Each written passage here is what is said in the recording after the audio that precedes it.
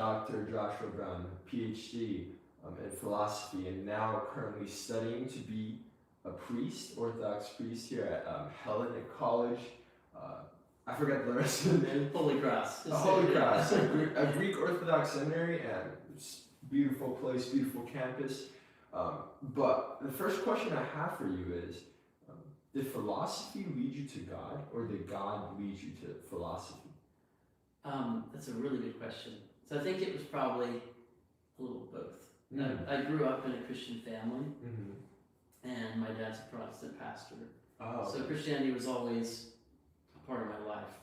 But then as I got older, went off to college. I didn't want to go to college, actually. I was really resistant. I hated high school. So my original plan was to just play music and, try to make a living doing that. You wanted to be a musician? That's what I wanted, yeah. Doing an instrument, or? Yeah, I was in a rock band in high school, and then I wanted to keep doing that kind of thing. And so my grandfather actually gave me money because I moved back to my hometown, Fort Worth, Texas. I lived in North Carolina for a while, and I got a job, and I was working on music. And then my grandfather said, "You need to go to college here," and he gave me some money. He said, "Just take 1 or 2 courses at the community college and see how you like it."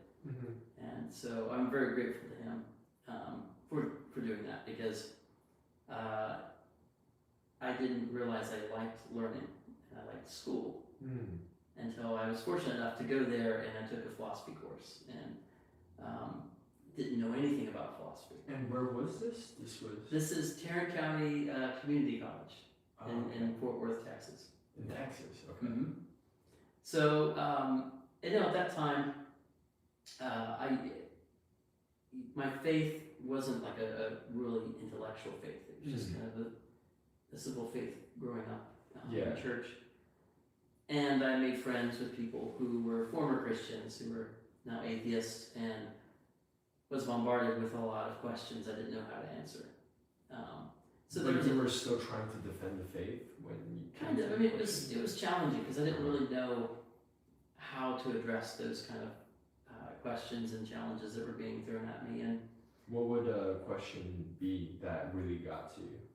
Some of it was more, it wasn't necessarily like fancy arguments or anything, but I had a friend who also grew up a pastor's kid and had just experienced some pretty negative things, let's say, growing up, and had left. And a lot of those experiences I understood. And meeting other people who've had negative experiences in church, and that kind of lead them out of church. And then, of course, around that time, this was the early 2000s, there were these kind of really popular, they were called the New Atheists. They're not so new at this point, they're kind of old news, but then they were publishing these New York Times best-selling books like The God Delusion by Richard Dawkins. Daniel Dennett was another one. He had a book called Breaking the Spell. So this was in the early days where the New Atheist movement was starting to pick up, and so that was a big thing. So when I took that philosophy course, I thought, "Oh, that's really interesting. I didn't know people talked about these things." And so that philosophy course is more atheistic on that stuff, or no, that course was very balanced. In fact, it turned out that the guy teaching it was a Baptist, studying at a Baptist seminary in Fort Worth. He was a PhD student there, and he was adjuncting. But he just taught the course as kind of a history of ideas. It was a general survey of great thinkers. And so that happened, and then I had a job working for a bank as a courier. So I spent my days driving around this little truck, picking up deposits from all these different companies. So driving around all day, I listened to the radio. And NPR had this show, and I feel terrible. I can't remember the name of the host. He passed away. But his show was really fun to listen to, because he'd always have a debate. He'd get 2 people on different sides, and usually really learned people, and it could be anything from art history to politics to anything in between. And he had these two philosophers on. One of them named William Lane Craig, who's now he's pretty well known. He wasn't as well known then. But he's a popular kind of Christian philosopher, debater. And an atheist philosopher named Walterson and Armstrong, and they'd co-written this book called God ? It was just them having a debate about the existence of God. That's fascinating. And so he had them on the show, and they're talking and debating. And I guess I just never realized that Christians could talk about their faith in that type of way. I didn't realize there was an intellectual side. Intellectual, that deep. Apologetics. So I got off work and I went straight to Barnes and Nobles, and they had the book. So I bought the book and I started reading through it. So what would the book look like? Is it just dialogues? I think it's back and forth, like a transcript of I don't know how exactly they did it. I don't know if they just wrote back and forth to each other or if it was a transcript of a live debate. That was almost 20 years ago, so I can't remember. But the book was kind of set up like a debate and a dialogue between the two of them. Each chapter had some topic, like maybe the problem of evil or something, and then they would talk about it, debate about it. So that was kind of a gateway for me into getting into learning and reading and wanting to know more about philosophy. Is music still part of the picture at this moment? It still was, yeah. But I was starting to realize I think I would like to go to college and study, and so I did a few years at the community college, then transferred to a Southwestern Baptist Theological Seminary. I think they still have a small college there, but at the time it was really small, and it was not dissimilar from what they're doing here at Helenic College. It was a humanities degree, great books program. You kind of start with early Western civilization and work your way through reading. A lot of the classes were small, 6 to 8 students, and it's very discussion based. We read these books and talk about them. And so, that was kind of where I got into also learning more about church history and theology as well as philosophy. And what degree did you pursue for that school? Or they didn't have degrees, they just it was just a bachelor's in humanities. Oh, so everyone had the same program of going through these great books. Yeah, at that time it was just like one program. I think it's now kind of changed. I haven't checked recently, but I think they've moved to a more traditional kind of like Bible college format. But when I was there, it was basically a small group of professors that were just allowed to create their dream program, and so that sounds fun. It was cool. It was really cool. What was everything centered around Christianity still at the school? It was. I mean, obviously it's a Baptist school, so pretty much everyone there is a Christian. And you're reading, but we weren't just reading Christian thinkers. I mean, we were reading all of the ancient philosophers like Plato and Aristotle and those, but then also modern and postmodern writers, atheist ones, agnostics, everything in between. It was a real education. It wasn't just keeping in a bubble. So that helped me a lot to realize that there is a intellectual component to Christianity, and also just to start reading more substantial theologians. Like that's when I first started reading church fathers like Saint Athanasius, for example. His book on the Incarnation, that was a really important book for me to read and help me understand theology a bit better, and also introduced me to the fact that Christians have been writing and thinking for 2,000 years, not just like 100 years. So, so I guess to go back to your original question, it was philosophy. When I discovered it, actually really helped me in my faith, because it helped me see that there's substance there, and helped me it gave me the tools to start thinking about these challenging questions and the things that other people were struggling with, and for me to wrestle with my own questions that I had. From that point, from growing up to that point, have you ever had a point where you kind of stopped believing in God, if that makes sense? I've Or- never had a point where I was an atheist. I've had points in my life where I was depressed or I've gone through some difficult times where spiritually, kind of just dark, like maybe borderline flirting with agnosticism or, just kind of, but I've never thrown up my hands and just completely like walked away from my faith. In fact, I that's a good thing. I think if I had, that would have not turned out so well for me. So even, why would that be? because my faith in Christ has helped me stay anchored in reality and helped me to work through those dark times. So even though I've had them, and I've had times of depression and doubt, those are actually important things. I mean, you have to go through those. If you don't ever experience doubt, and if you don't ever walk through the kind of valleys, your faith is going to be kind of flimsy and weak. Yeah. So it helps to go through those experiences. And Certainly. Yeah.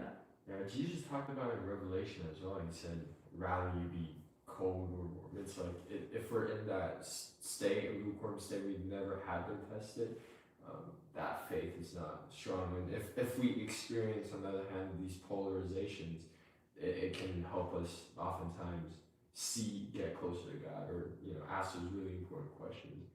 Yeah. And one thing that I was thinking of when you were bringing up the new atheist movement is, there's all these people writing like Richard Dawkins, obviously all these evolutionary theory and a lot of these perspectives. Have you ever dove deep into them? And what kind of are your perspectives on them? As you obviously gradually learn more about them. Yeah, so specifically thinking about the new atheist thinkers, they were mainly writing for a popular level kind of audience. So they weren't really, just to focus on Richard Dawkins, because he's probably the most well known. Yeah. He's an evolutionary biologist. So most of the writing he did early on in his career was about biology and evolution and kind of, he also was a popularizer of science, and that kind of he shifted into that as a career. And then he started really get into this kind of like attack on religion thing. But his writing on those subjects is not, when he starts talking about like religion and doing philosophy of religion, he's more, I'm not trying to be rude, but he is an amateur. It's not very sophisticated stuff, right? He doesn't represent religion well, and then he does a bad job even dealing with arguments. It's clear he didn't take time to really carefully understand the material he was even critiquing. What would that example be? In his book, The God Delusion, he has a chapter where he's responding to traditional arguments for God's existence, like Aquinas's so-called 5 proofs, or the ontological argument, or design argument, those kind of things. And there are legitimate critiques of those arguments, but what he puts forth, it shows that he doesn't really even understand them. He's critiquing straw men, and it's pretty unimpressive. Anybody who knows anything about philosophy, an atheist or a theist, would not find that impressive. Yeah. So but what they're doing, it was more of kind of an angry diatribe against religion. And religious people. And some of the critiques, it's a mixed bag. Some of the things you have to say might be legitimate and true. Things they might say about the hypocrisy of religious people or things like that. And some of it's just really unimpressive, not very deep.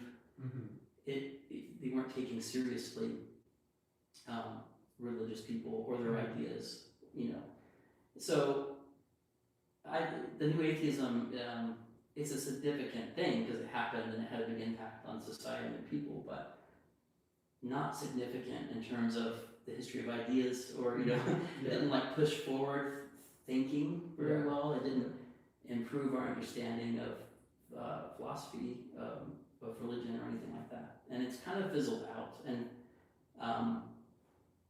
a lot of people associated with that movement. There's been a lot of people that actually kind of either becoming agnostic or some of them even becoming Christians. And Richard Dawkins, he's quite old now. He still appears sometimes and speaks, but I don't think those ideas have had any significant impact on the world at the end of the day. It's just one of those funny footnotes of history. But there are actual philosophers who are atheists who have taken time to write thoughtful and pretty deep critiques. And I have studied, so part of my writing my dissertation, I was doing some research into contemporary arguments for the non-existence of God. And so I have read a lot of those and thought about them. What would some of the strongest arguments be? The strongest two are probably the problem of evil is what it's called. Okay. And there's different ways of formulating that argument. Probably the strongest version is what's called the evidential argument from evil. What's that? So rather than trying to show that it's just logically impossible for there to be a good God who's all powerful and who's benevolent, and evil, that those things are incompatible, it tries to show that the fact that there is so much seemingly gratuitous evil in the world. So that's evil that seems to have just it's excessive and it seems to have no purpose. It seems like the world could have been set up in such a way that we didn't need that, okay. And that's the animal dying from a natural disaster. That's an example. So there's a philosopher called William Rowe, who's most well known for developing this argument, the contemporary version of it. And he uses the example of a fawn who's trapped in a forest fire and just slowly dies, this agonizing death. Yeah. He also just uses examples of a really tragic real life story of a young girl who was raped and then strangled to death, and those kind of things. And you can just keep on proliferating those examples. So that argument wants to say, well, there's a fact about the world. You have all this gratuitous evil. It seems like a God who's all powerful, is perfectly good, and has all the knowledge, would have the ability to create a world in which that wasn't there. So how would you respond to the problem of evil? So in my work, what I've done is first kind of following in the footsteps of my doctoral supervisor, Yuji Nagasawa, who I studied with at the University of Birmingham. He's done a great job kind of trying to catalog all these different arguments, because there's a lot of them. He kind of puts them into three categories. He calls them type A, type B, and type C arguments. And they're either trying to show that it's completely logically impossible for there to be a person who is all-powerful, perfectly good, and all-knowing. So it starts with this definition of God. So the thing that all of these arguments have in common is it assumes God is a conditional being. What I mean by that is that there are some conditions that we can identify. God's existence depends on these conditions obtaining in the world. So if one of those conditions don't obtain, then God doesn't exist. And so the main attributes focused on is, okay, there's this being who's a person just like you and I, who's invisible and has knowledge, but unlike you and I, the maximum amount of knowledge that it's possible to have. And unlike you and I, the maximum amount of goodness and power and those kind of things. And so all of these arguments are trying to show that either it's completely impossible, logically impossible for there to be such a person, or it's unlikely, it's really improbable. So the one I just talked about, the problem of evil, the evidential version, that's a type C argument. Okay. It's just trying to show it's really improbable that such a person exists. It's very unlikely. Because of the fact of gratuitous evil. Right. But the other kind of arguments will maybe attack the properties. So like a famous type A argument is going to look at one of those attributes, like omnipotence, for example. And it's going to try to say that's an incoherent concept. You just can't have an omnipotent person. That doesn't make sense. So therefore, God doesn't exist. Okay. And so you have like the most famous, well-known version of that is the paradox of the stone. Yeah. Can God create a stone that he cannot live? You've encountered this before. Yeah. So like, oh, you know, that you put this conundrum like either God is can't create the stone that's unliftable, in which case then he's not omnipotent, or he can, but then there's something he can't do, so I guess he's not omnipotent. So you can, the type B arguments are trying to show you can't have a person that has two or more of these different properties or characteristics. So, for example, you can't have a person who's omniscient, so has the perfect amount of knowledge, the maximum amount of knowledge, and who's all powerful. Because there's a problem here. These properties aren't compatible, and so you might have an argument like, and try to say, well, to be omniscient, you won't just know every true proposition, but you'll also know what it's like. So to experience certain things. So like you won't just know what fear is, for example, but you'll know what it's like to be afraid, to be an omniscient person. Well, an omniscient person would never experience fear because they would never feel threatened. They would never know they would know that they're not in any real danger. They can't be harmed. I see. So there's something they can't know. I'm giving you the really kind of rough and ready version of it, but basically the idea is you can't have a person who's both omniscient and omnipotent. Therefore, God doesn't exist. So those are just a few examples. There's like a lot of these. I'm so curious about your refutations, all of them, because so instead of trying to go through, because the way things have gone, especially the past 30 to 40 years in contemporary philosophy of religion, is you have a philosopher put forth one of these arguments and say, God doesn't exist. And then you have another philosopher come along and try to refute that individual argument. And try to rescue the idea that, it is possible for there to be a maximally perfect, knowledgeable, good being. So that kind of debate though goes round and round and round. And instead of trying to go through and deal with each of those arguments individually, approaching all of this as an Orthodox Christian, there's actually just a way to kind of defeat all of those arguments with one fell swoop. Which is nice, because and if I can kind of help you understand how that works, you can kind of schematize the whole argument for the non-existence of God in contemporary philosophy like this. If God exists, he's an invisible person who possesses the property of omnipotence. Those omni properties.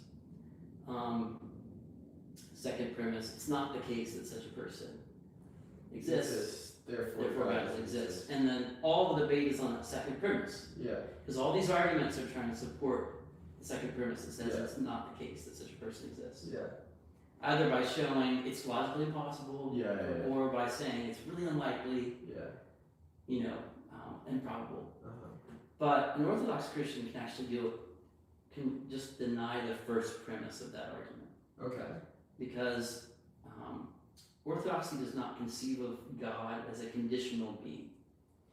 So God is not, God's existence doesn't depend on some set of necessary and sufficient conditions obtaining in the world that we can't define God. There's another way of saying that, unless. So you would reject the triple definition towards God. Right. You can't, from an Orthodox perspective, God is beyond being. God's an unconditional being.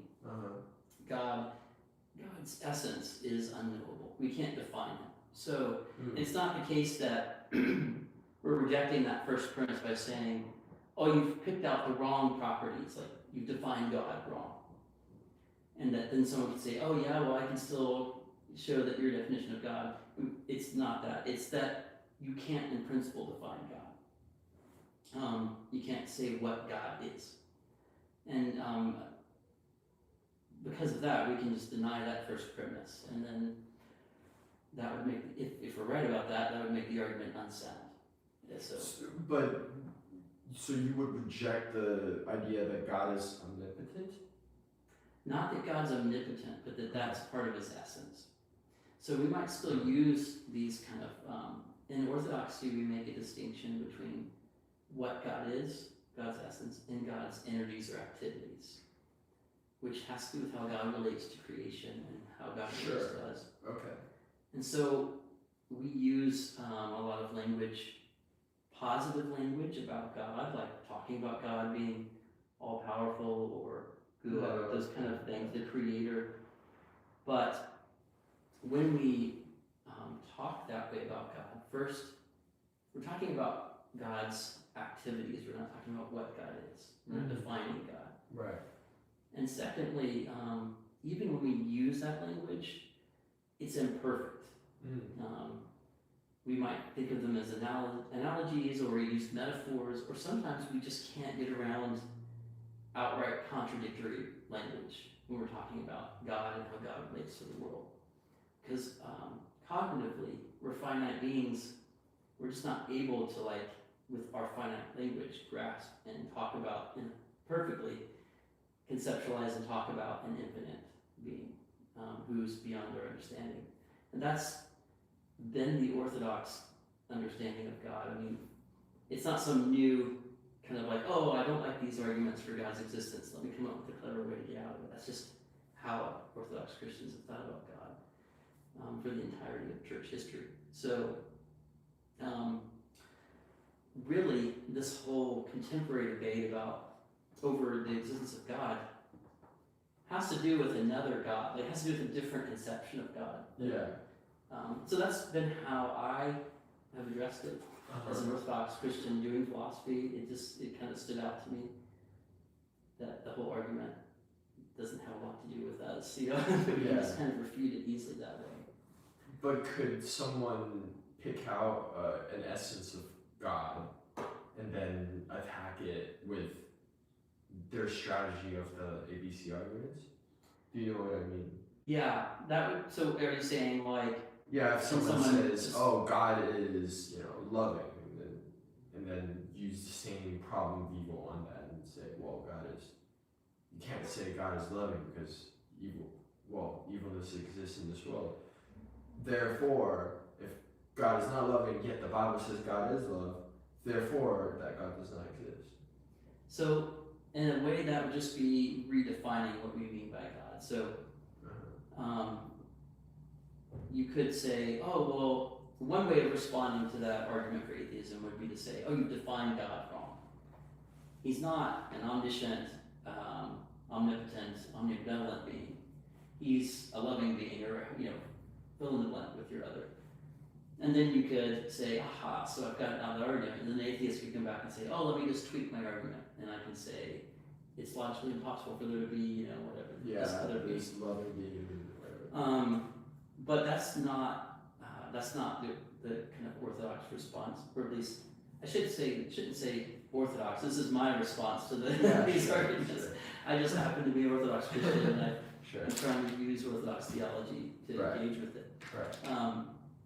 But the Orthodox Christian is saying, no, in principle, you can't define God. So there's no other set of these properties that you could replace those with and say, this is how we define God. That doesn't mean that you can't make an argument for atheism. It just means this is a particular set of arguments that have kind of dominated our attention. Yeah. It's kind of taken center stage in a lot of the discussions in philosophy of religion. Yeah. You can still, as an atheist, for example, you could try to make an argument. Well, the universe, for example, doesn't have a creator. Yeah. it doesn't even make sense to talk about an explanation of everything and why everything exists. I mean, there's ways you can still argue for atheism, but it would fall outside of that framework. That one appears to be Yeah. like atheists trying to strongman God and then defeat their own definition or someone else's definition towards God. But that's not necessarily the case, as you say, in Orthodox. Again, that's not who God is. Or God is much more complicated than what we humans can define. Which is true. I ran into this philosophical debate in some classes. And they're like, well, the triple God cannot exist, and blah, blah, blah. They went through all this lengthy disproof, and then at the end I was just like, okay, but what if I don't believe in triple? And then that doesn't necessarily make sense, because triple O doesn't, how do I say it? It's further definition placed onto it. But would you then say triple O is false? Does that make sense? So that gets tricky. It's false if you want to say that's what God is. So we define God by saying just God is. This is God's essence. This is what kind of thing God is. Mm-hmm. He's a person who has these properties. You know, these are maximal or great-making properties. There's different ways of saying that. Okay. But it's not that we don't talk about God sometimes using the language of like omnipotence. I'll just use that example. In Pseudo-Dionysius, who's a really important theologian for Orthodox Christians, he has a book about divine names. He spends a lot of time trying to explain how we should understand all of these names that we're applying to God. And we refer to God with all these different names that we find, say, in the Bible and the scriptures, or in the church fathers. And when he talks about like omnipotence, for example, he doesn't define omnipotence. He doesn't think of omnipotence as being what God is, but it's describing one aspect of the activities that God engages in. Okay. So God's omnipotent insofar as like he engages in the act of creating and sustaining the world. Yeah. And that's not defining what God is. We're just using even that term, like we would have to negate it. So Pseudo-Dionysius spends a lot of time saying, here are the proper ways we can talk about God, and now actually you should just negate all of them because they're not perfect. Like they don't capture. You should talk about God this way. You should use these terms. You should use these terms. Yeah. But actually, even they don't work. They're not perfect because God's beyond being. It's beyond what we are capable of grasping and articulating. So our language cannot put God in a box. Yeah. So we still use those terms. Like, you know, it's not that Orthodox Christians wouldn't talk about God as being omniscient or omnipotent. Do you believe God is sovereign in all ways? Well, it depends on How that. you define That gets into a sovereign. whole can of worms because sovereignty in Christian theology, you know, like that's not something I'm an expert in, but I do know that like Reformed theology has a way of thinking about sovereignty that's no different from you know how an Orthodox Christian would. But at a basic level, yes, of course, God is sovereign, but then there might be differences. Like how do you define it? What does that mean? Yeah. Just taking a step back, because that was a lot of fascinating philosophical discussions. Sorry to go down this road. No, it's very interesting. But back to, I guess your story, you were talking about how, you know, you were in community college and you were wrestling with these concepts. Well, that led you to the seminary and the college. Afterwards, after you graduated, did you decide to go and pursue a PhD in philosophy, or how did that process work? Not immediately. I did have, even at that time, I remember talking with my wife. We got married young, and I remember us talking, and I remember saying, like, I think I would like to go and do some more study. But rather than do that immediately, I was still a Protestant at that time, and I thought, I did have a sense of I'd like to be in ministry. I'd like to do something. So I started pursuing ordination through the church I was a part of at the time. And we moved to Houston, Texas. What does ordination mean again? Ordination, just becoming an ordained minister, becoming a clergy. Okay, a clergy. Yeah. What type of Protestantism were you in? I was a part of a church called the Christian and Missionary Alliance. It's Okay. the offshoot of the Presbyterian Church. Presbyterian. Yeah. That's what I grew up in. Mm-hmm. And so we moved to Houston, and I was working at a big homeless shelter there. Mm-hmm. And so I did that before we kind of thought it was time to maybe, that was a difficult job being there and living in Houston. I was working with this organization called the Star of Hope Mission, which has 3 big facilities in Houston. Mm-hmm. And one of them is a kind of an overnight emergency shelter for families or women with children. And so you have a lot of children stuck there in this big homeless shelter, and we were trying to help them. They're still in school, and so after school we were trying to do a program to help them, to tutor them. But you know, being understaffed and undertrained, the type of problems that the children had, it was way more than we could actually really do much with. I mean, it was kind of heartbreaking. But after doing that for a year, we decided, okay, let's change this, and maybe I should go back to school. And so I ended up moving to North Carolina and going. I started a master's degree at Southeastern Seminary, which is another Baptist school in Wake Forest, North Carolina. Mm-hmm. And during that time is when we actually made a big change, and we became Ukrainian Catholic. Just all this time you were with your now wife. Yeah, we got married when Mm-hmm.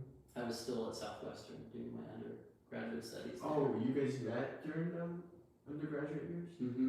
Yeah, so she was 18 when I met her, and I was 20, I think. Wow. And And when would you guys get married? we got married a year after meeting. Yeah. Wow. How was it like to marry so young? It was great for us. I mean, it has its challenges, but I'm so glad we did.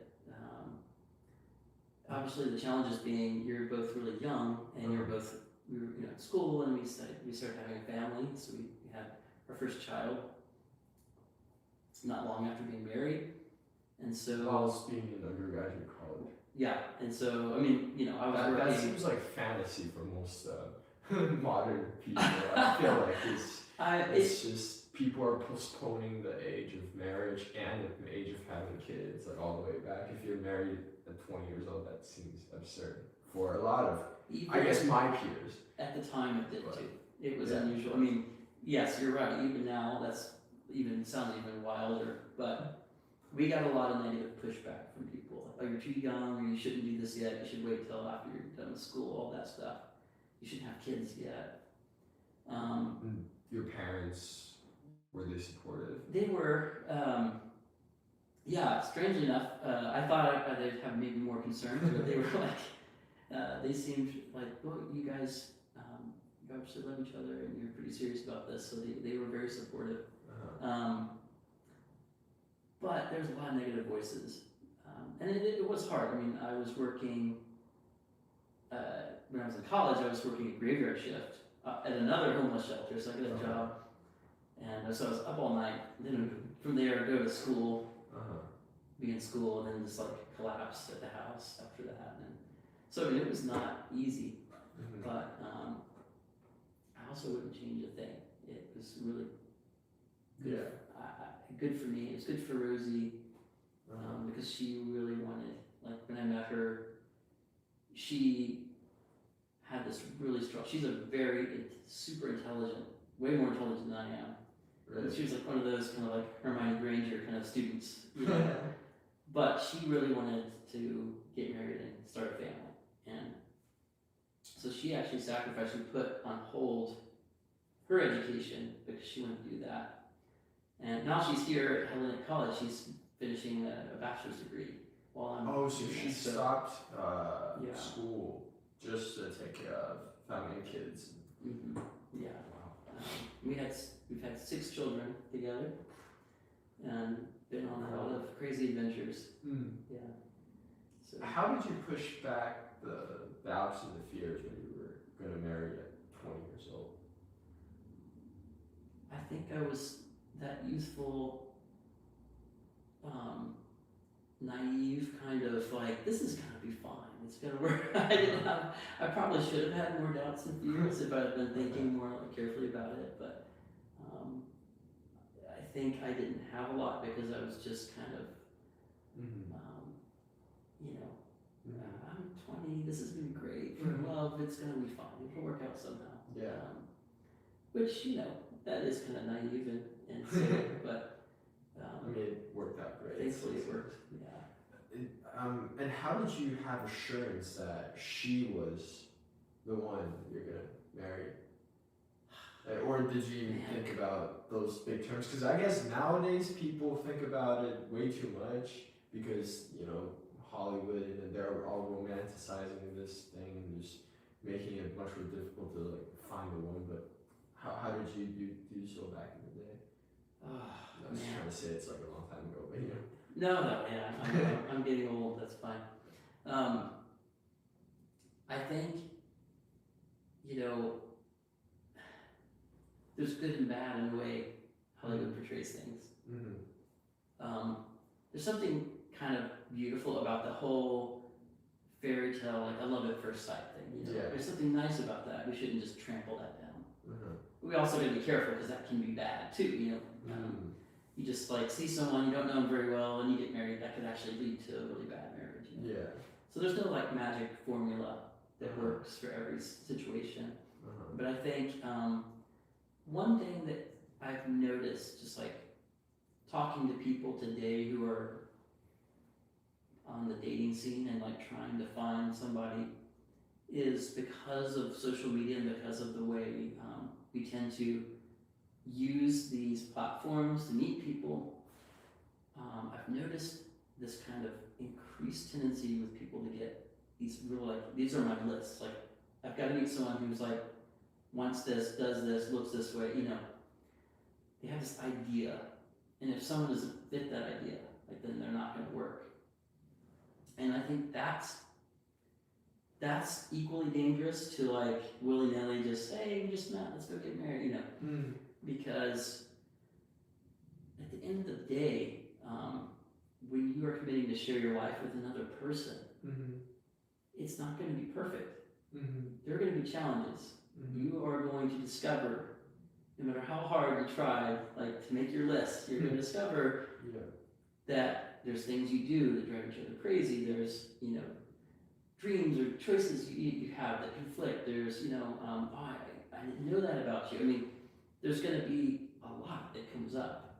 And what marriage is not, I need a person who just suits all of my needs. It's the opposite of that. It's choosing to say, I'm going to give up a lot of myself to share it with someone else. It's not just about me. It's about this other person. So it's not just about me, it's about my wife, and vice versa. And that means that we have to learn and grow together. We have to work through problems together. And that's going to happen. You can't avoid it. So finding a person to marry isn't about finding the perfect person who you're never going to have conflict with, who wants to do, agrees with you about everything.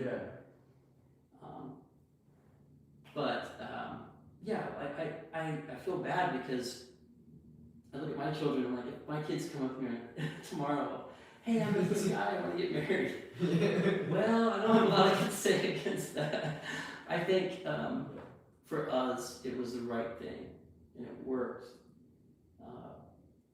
If we had overanalyzed it and overthought it, we wouldn't have done it. Because you might have started thinking, because my wife is from England, so we have a cultural thing. You're from a different culture, it's so different. And And do we have personality things or life experiences that we've been through that might have created our own problems that we have to deal with? If we had discovered all that, we might have said, you know what, that's okay, I gotta wait for the person who checks all my boxes. But instead, we got married young, and we learned and grew together. And we had hard times, and there's always challenges and difficulties, and times where you're going through health problems, or you're going through mental health problems, or you're going through whatever, and you have to learn to lay your life down for that person, for your spouse. Yeah. So, as Christ loved the church, husband, your life for your wives. There's no avoiding that. That's what marriage is. So, whether you take a long time or a short time, that's what it is. Yeah. And you're gonna have to face that no matter what. Wow. I don't know how helpful that is, because it doesn't give you a definite answer. Here's the answer. Yeah. I guess because that process is so different for everyone. The chemistry works out differently. But that definitely does help to say that, you will never have that certainty. But would you say your faith, and both of your faith, helped you guys a lot in that process? Oh, definitely. Because you guys both know that you're both after God and keeping God first. Yeah, I believe my faith in Christ is what's kept our marriage together and strong. Because I'm a very sinful, selfish, lazy person. So, what God has done in my life is taught me to not just think about myself and not be lazy, and not I have to lay down my life for my wife. It's helped me to become closer to God, and to overcome my own. I haven't succeeded. I'm still a work in progress, but working on overcoming my own ego and not just living a life for me. And you add kids in the mix, that even more so.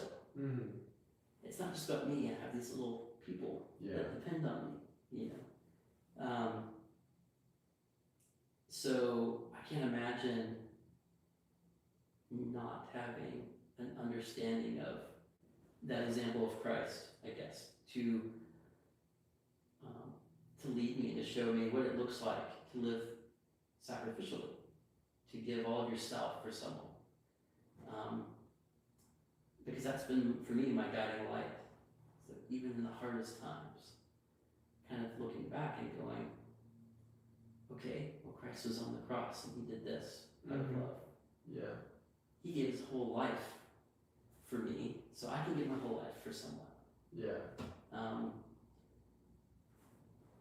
Doesn't mean that you can't have a good marriage or stay together without knowing Jesus, but I do think it really helps. It helps a lot. Let me see. Did you date a lot of people before her, or she was the first person you? No, I was a total nerd. I still am a nerd. I didn't date anybody. Yeah. So the first relationship you had after a year, you just knew, okay, let's get married. Well, it's even worse. So we got engaged after only 3 weeks of knowing each other. Wait, what? Yeah, we didn't get married. It took a year to get married because she was still lived in the UK. And she was finishing up some school there. That's crazy. But it is crazy. I acknowledge it. It's crazy. Yeah. How did that happen in 3 weeks? So she came to visit her mom, who lived in Fort Worth at the time.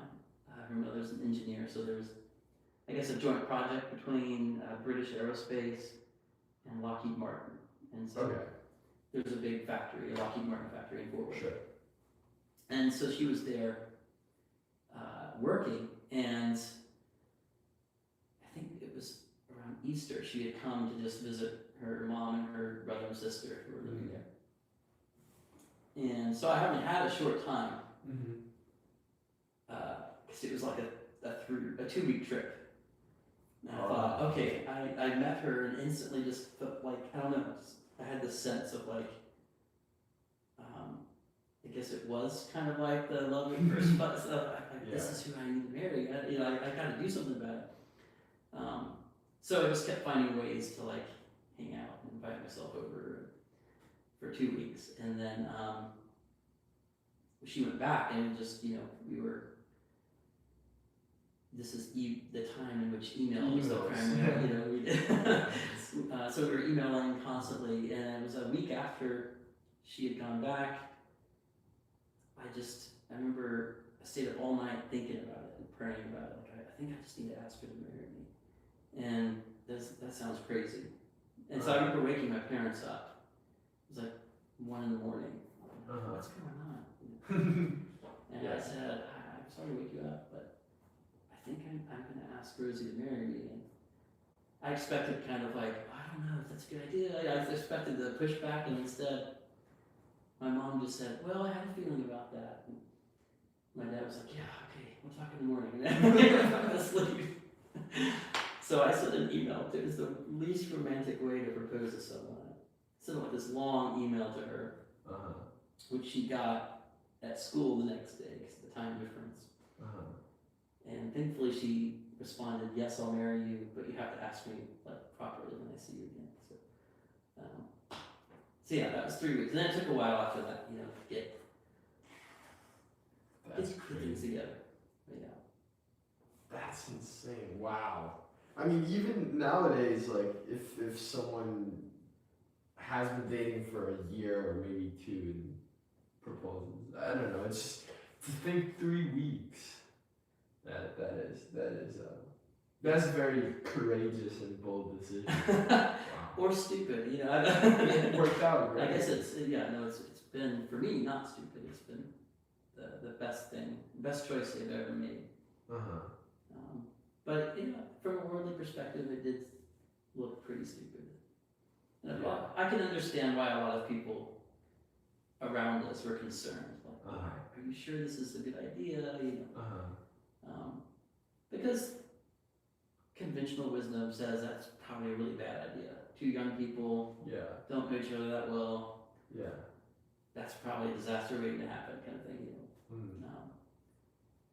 Thank God it wasn't for us. Yeah, because you're not of the world, and you can see the world in that godly lens, which is great. Wow, 3 weeks, So in total, you guys probably only, because you guys weren't like fully together that whole 2 weeks as well. Right. You had to keep finding those opportunities. Yeah. It wasn't probably till the second week I was like, because the first week was more just finding ways, like, hey, come over and we're having a Bible study group and join us, or oh, my sister and I are going to be downtown. Do you want me to show you around? Those kind of things. It wasn't until the second week I was like, okay, I'm going to ask you on an actual date, kind of thing. Okay. So you did take her on a date, and then which apparently she didn't realize it was a date. She thought my sister was going to be there, so she was surprised when I showed up by myself.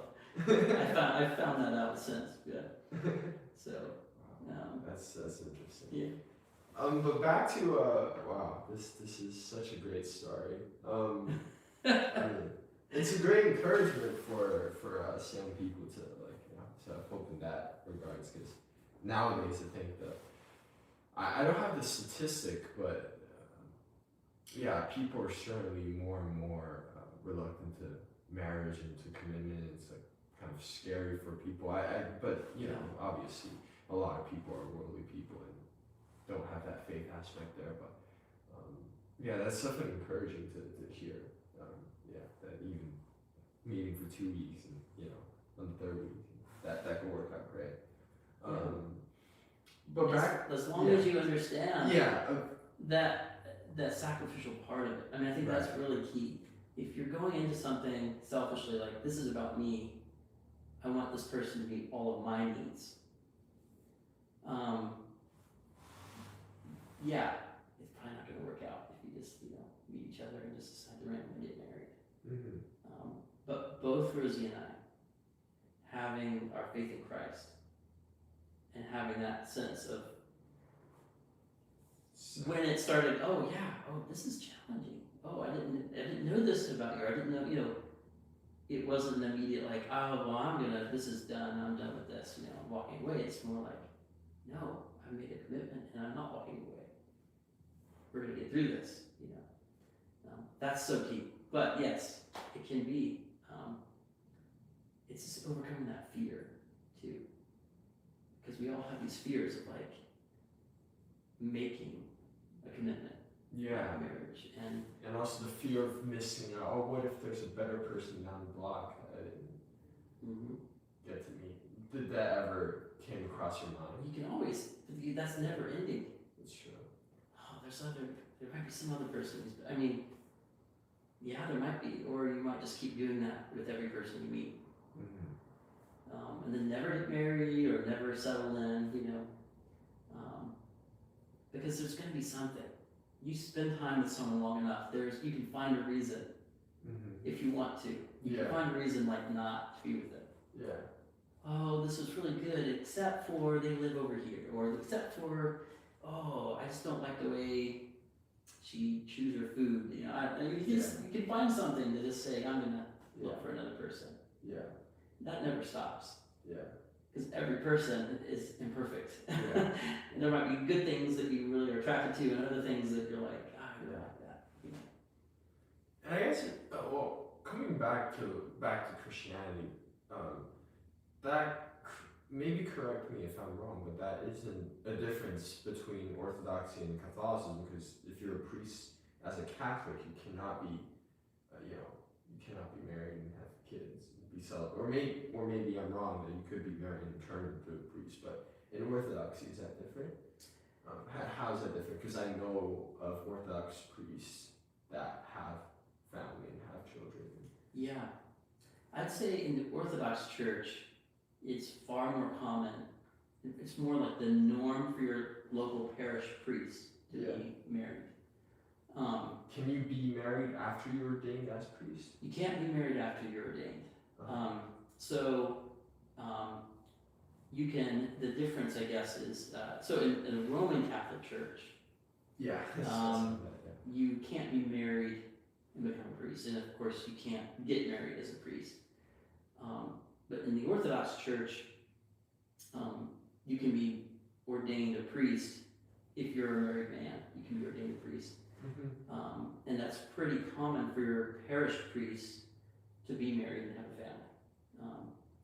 Because that's where your main ministry is to families. You're in community with families. So having a priest who's also married and has a family just kind of becomes the norm.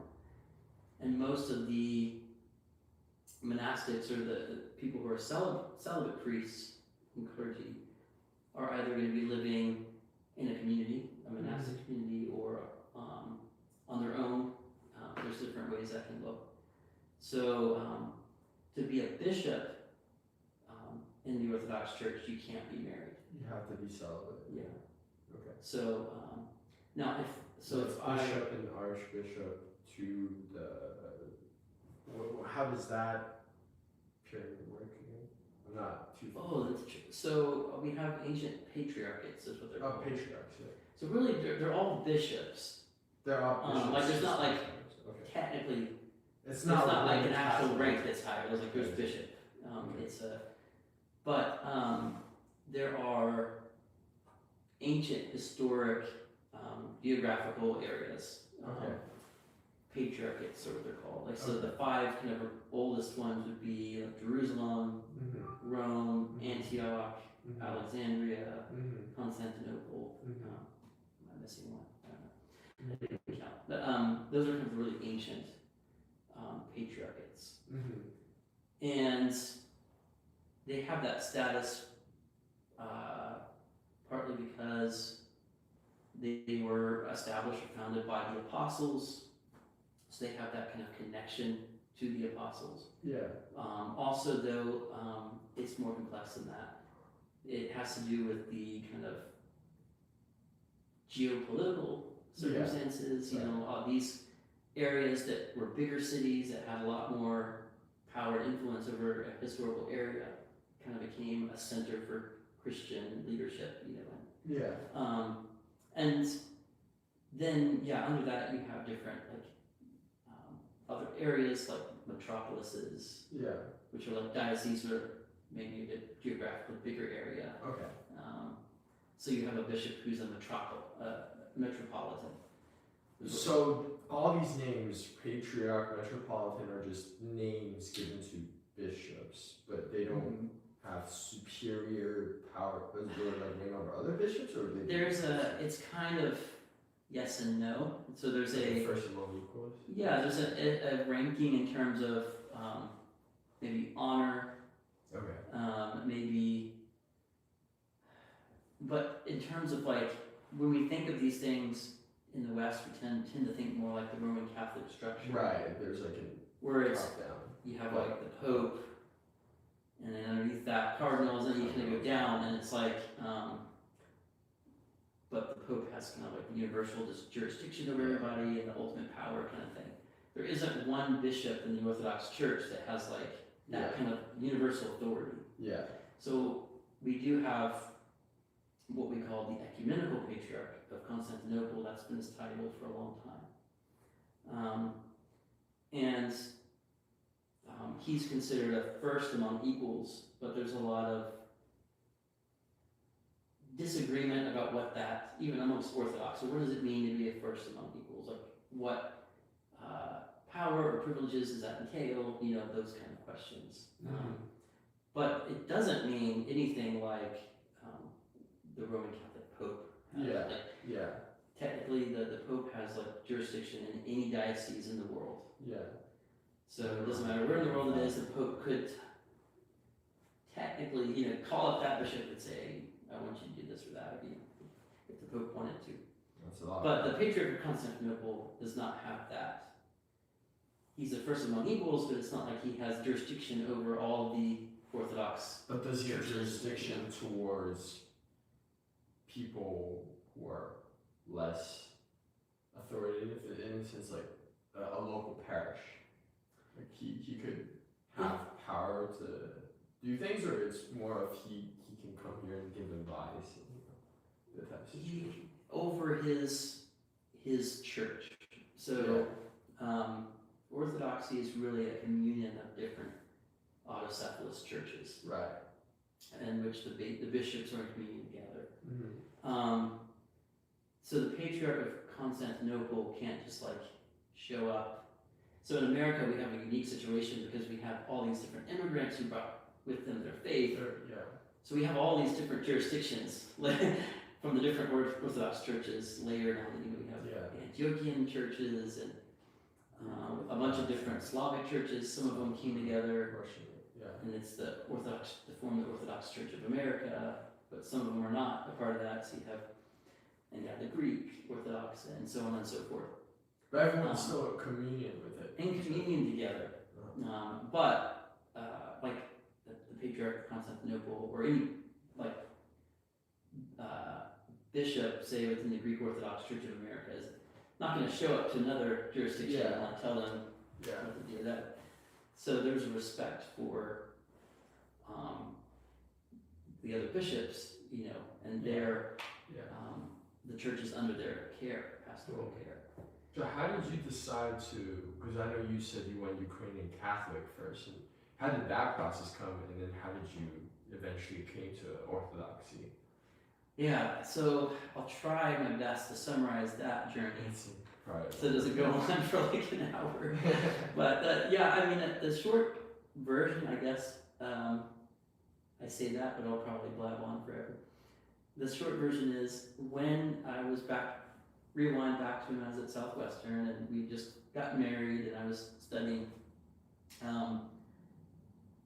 we did have a lot of negativity about us getting married young, and we became friends with some newly married young Roman Catholic families, couples, and people around the same age of us that were like super like excited and positive about getting married young, starting a family. Like they were just, it was refreshing. And at that time I didn't really know anything about Catholicism. I hadn't heard of the Orthodox Church. But I had started reading Church Fathers. Should turn my phone off. That was a kind of, those friendships naturally led to me, and Rosie and I to start reading more and thinking more about Catholicism and learning about that. But then around that same time is when we encountered the Orthodox Church. So the first both time. at the same time. And so then, of course, we're thinking and reading and learning about that. So over the course of years, we had both of those influences in our lives. We were always much more drawn towards the Orthodox Church. Why would that be? I think the thing that initially grabbed our attention was the services, the prayers, and the liturgy. When we first visited an Orthodox church, went to Vespers, and then also just the theology, all of it. We found ourselves really resonating and attracted and drawn to the Eastern churches. But at the same time, we really loved our Catholic friends, and these were people who I'm still friends with today, and I'm like some of the best Christians I've ever met. And so, and having grown up in a church that's very negative about Catholicism. Yeah, so that's what I was about to ask. It was kind of like, it was undoing, that whole process of kind of showing a lot of the misconceptions that I had. Because growing up, you would be taught a lot of negative Catholics were almost not even Christian. I mean, for a lot of people who are evangelical Protestant, they would have all these strawmans and all these. Yeah, Catholics aren't even real Christians. Yeah, lies. There's Catholics and then there's Christians. These aren't the same category. Because I've met many evangelicals who would ask you, "Oh, are you Catholic or are you Christian?" As if those were two different things. So what I discovered was that doesn't even make sense. That's not Who came first? Yeah. So, anyways, I see. I promised to tell you the short version. I'm already going too long. No, it's all good. Take your time. That's what we're doing. What happened was, fast forward to we're in North Carolina. I'm back in school. I'm working as a youth pastor at a little country church. Okay. And kind of both Rose and I came to realize it's just not, we can't keep going to church here. We can't keep doing this because we don't really believe what they believe. And it's kind of wrong for me to keep working there as a youth pastor. And what were some of the doctrines that you couldn't hold on to, or what was the big conflict? Well, I mean, if you start down a journey where you accept a sacramental view of the world, and then you start accepting that no, there actually is a succession of bishops, and you accept that concept of apostolic succession, that the Holy Spirit has preserved the church, and once you start going down that and you come to believe those things, it's just completely, that puts you in opposition to the fundamental kind of core beliefs of an evangelical Protestant. So then the question became one of integrity and also our own, we have to be somewhere that aligns with what we believe. And then there's an integrity aspect of, well, I'm supposed to be teaching as a youth pastor. Either I'm just going to teach some things I think are false, and that doesn't seem right, or I'm going to start teaching them things that don't align with this church, which that wouldn't really be right. It's not, if I'm hired by a church, it's not really right of me to then use that as a platform to teach their children something that's against what they're running. So even though I lived in a house owned by the church, on the property, and that was my main job, we kind of realized, well, this isn't right. We're gonna have to change.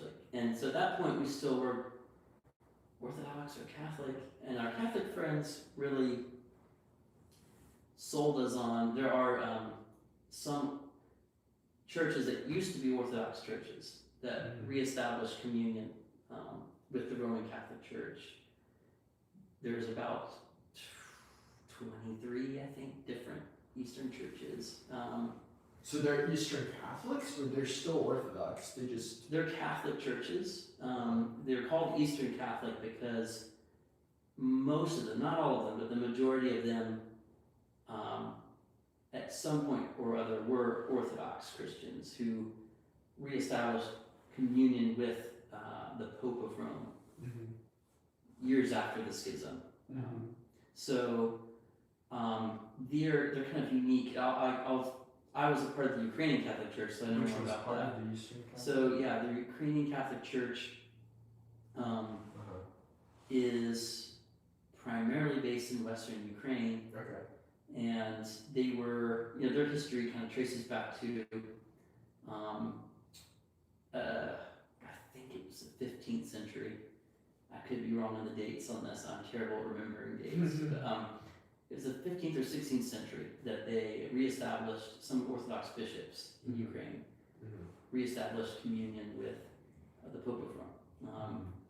And the idea is they want to try to maintain all of the rites, so all of the liturgical rites, like the Divine Liturgy and prayers and theology, that they're Orthodox rites and theology, but have communion with the Pope, which sounds really nice, and we were attracted to it because we thought, well, wouldn't that be wonderful that we could be kind of Orthodox Christians, but we could also be in communion with our dear friends, and it's kind of the best of both worlds.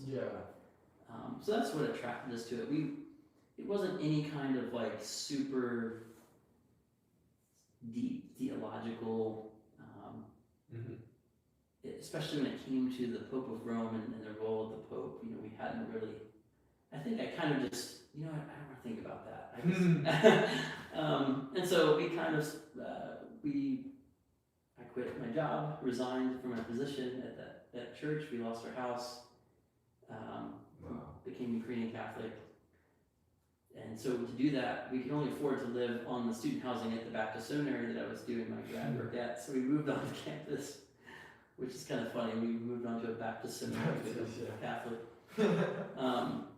So that's the shortest version I can give you of how we ended up Ukrainian Catholic. And we were in Ukrainian Catholic Church for, I think, about 8 years. And what led you from that to eventually Eastern Orthodoxy? We had, like I said, always been more attracted to the Orthodox Church. And we were part of some really good communities of Ukrainian Catholic people who are priests and parishioners who are really sincerely and legitimately trying to live out as best they can, like an authentic Orthodox faith. And to some extent, the parishes we were a part of, you may not even know, like if I just dropped you into it, until you maybe heard them commemorating the Pope of Rome, you would have been like, oh, this must be an Orthodox church, But when we moved to Cardiff, Wales, and I was a pastoral assistant at a Ukrainian Catholic parish there, I think that's when I started to realize that it was unhealthy. It was kind of a superficial unity. So I do think it's important that we pursue unity as Christians, and the churches pursue unity. That's important, but it has to be a real, authentic unity. It can't be a superficial one where we're all saying different creeds. For example, so the Roman Catholics are not saying the same creed that we're saying in our Ukrainian Catholic parish at the time. Which is due to the filioque, or? Yeah, it's a small change, but it's different. And it's an important difference. And for example, St. Gregory Palamas and the essence and energy distinction and all that is a really significant part of Orthodox theology. And we commemorate St. Gregory Palamas, but from a Roman Catholic perspective, a lot of the Palamite theology is deeply problematic. It's not, it's not compatible with Thomism, Thomism isn't equal to Catholicism, but Thomism has a great influence. What's Thomism? This is the theological tradition that traces back to St. Thomas Aquinas. Oh, okay. Yeah, so Aquinas' theology, and really Augustine, really he gets a lot of his theology from Augustine. So Augustine and Aquinas are kind of like the towering figures in Roman Catholic thought. And there's areas in which, quite a few areas in which Orthodox theology is not really compatible with some of the conclusions that they came to. And so, like what? I'm just curious if you could. You don't have to go through all of them. Just like one example. I think if you think about Augustine, St. Augustine, his view of like original sin Okay. would be one big example. Okay. This idea that we inherit the guilt, not that we inherit a fallen world or a fallen disposition, but that we inherit the guilt of Adam and Eve, for example. Yeah. Then it has actually really big implications for a lot of things. Baptism, the state of children and after death, like infants, for example, it spills into how you think about the role of Mary, the Mother of God, and this whole doctrine. It leads to a doctrine of the Immaculate Conception and all that, which is distinctively Roman Catholic doctrine. So I'm just saying there's a lot there that has to be really worked through. I don't think it's impossible to work through it. Yeah. But I think just kind of saying, well, we're together, but we're not really together. It's like, it's not a real unity because there's such significant disagreements on certain things. Yeah. And then, of course, Because original sin is quite dangerous to think, because I went down that rabbit hole into like hyper-Calvinism, which is very kind of down that chain. Mm-hmm. Takes it to another notch, to the point where you could even point at a baby, and if the baby dies, and then these guys are saying, well, they're absolutely justified to say he's going to hell, doesn't even question the baby's going to hell. The baby had no choice, nothing to do, just the fact that it was born was sent to hell. Like, people had no problem saying that. I just find that to be absurd. Yeah. And I thought that was the Christian view until like eventually I came to like Orthodoxy and started asking people that original sin is not necessarily across all Christians, but like would the Roman Catholic Church also hold that view that say like a baby that dies without being baptized is sent to hell, or that's They wouldn't now. So what they wouldn't now? Roman Catholic theology today This looks is developing doctrine. a lot different from, say, the medieval kind of ideas. There's a lot of medieval ideas that would be much more incompatible with the Orthodox view of things. That the kind of official stance of the Catholic Church is kind of tempered, changed, modified in ways that would be more compatible.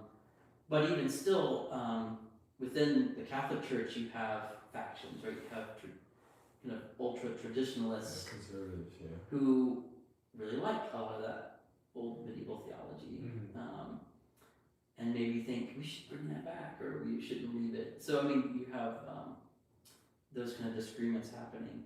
But I think what I began to see too is, so supposedly the Ukrainian Catholic Church and the other Eastern Catholic churches are supposed to be self-governed churches that are just in communion with the Pope of Rome. But again, that universal jurisdiction thing.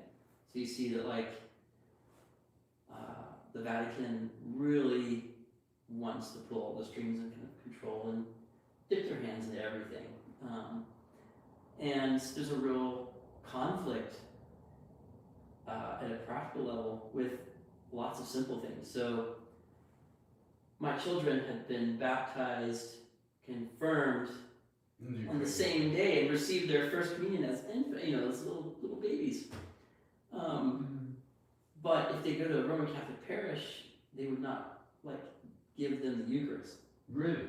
Because they should have, but they wouldn't, because they would be worried about scandalizing the other Christians, because other people were going to say, well, I don't understand, you won't let my child until they're confirmed at age 12 or whatever the age is. Why are you letting that little baby go up and receive communion? You know, why can't my baby receive it? Or things like, you can't ordain that marriage. Like, it's like I told you, in the Eastern Church, married men have always been ordained to the diaconate or the priesthood. But that practice stopped, a while ago in the Roman Catholic Church. And so again, you have this issue where a Latin bishop would pressure Eastern Catholic bishops, like, you can't ordain these married guys because that's going to scandalize, it's going to cause problems. Oh, so the Eastern Catholics allow priests to be, and the Eastern Catholics allow babies to receive communion, but the Roman Catholics still They don't do that. And so you're in communion so together. there's still big differences. Huge problems with, like, you have, like, Latin, especially traditionalists, show up at our parish because they think, oh, they don't do a Latin Mass lately, but I'll go to this Ukrainian Catholic parish because they do a really traditional service. Mm-hmm. Then they get there and they get really upset and scandalized because what they're hearing taught Second Orthodox. is Orthodox stuff. And so that's not. So That's their not Catholic. the Ukrainian Catholic theology are still Orthodox? Like they would not teach religion. That also depends on who you're dealing with.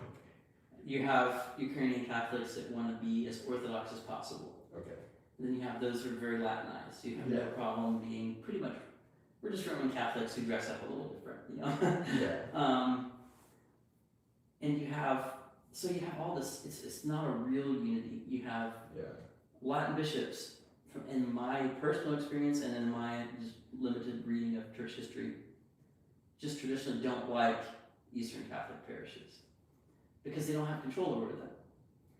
They'll be in their diocese, but they're like not a part of their diocese because they have a bishop somewhere else. And they don't like the fact that it's confusing for their faithful, the Roman Catholics, that, oh, you have these married guys who are priests, oh, and you let these, infants come up and receive Holy Communion and all these things. Oh, in your theology, you can't talk about Calvinism, that's not, so there's all these things. We're not even saying the same creed, and it's just, my experience of it was not a real unity and a healthy kind of unity that you want. And so we ended up moving back to the United States to be near my mother who was really sick. And we were in a place where there were just no Ukrainian Catholic churches or Eastern Catholic churches nearby. So we started going to the Roman Catholic parish. We just, after a few weeks, quickly realized we're just not Catholic. Like, this is not where we need to be. So we found... Due to theological issues or due to... Initially, by that point we had already both been starting to see a lot of the concerns and problems, but then being there, you just realize we don't, at a kind of a personal, practical level, we don't fit in here. This is not the liturgy. This liturgy is so different from what we're used to, and the prayers and the ethos and the culture, and it's just not what we're used to. So we found the Greek Orthodox, the closest Orthodox parish was this little Greek Orthodox parish. And so we started going there and just instantly, this is home. This is where, this is the divine liturgy. This is what we are used to. And, after like a month, kind of realized, this is silly. We should go up and that we're not receiving communion. And we're just here. We should have been Orthodox the whole time. So it was kind of like an easy choice to make. That choice was more out of, so that choice was like obviously a long time of being at a Ukrainian Catholic church and feeling that draw to Orthodoxy. Was that more due to of the draw, or was that also, I guess it's not like A or B to say that, oh, it's also theological, but like how I guess what I'm trying to say is, like, what do you think makes Orthodoxy more true or more appealing rather than Roman Catholic? Like, if someone's on the fence of the two, like how would you give him like a 5-point answer to say, okay, you should pick this over that? I think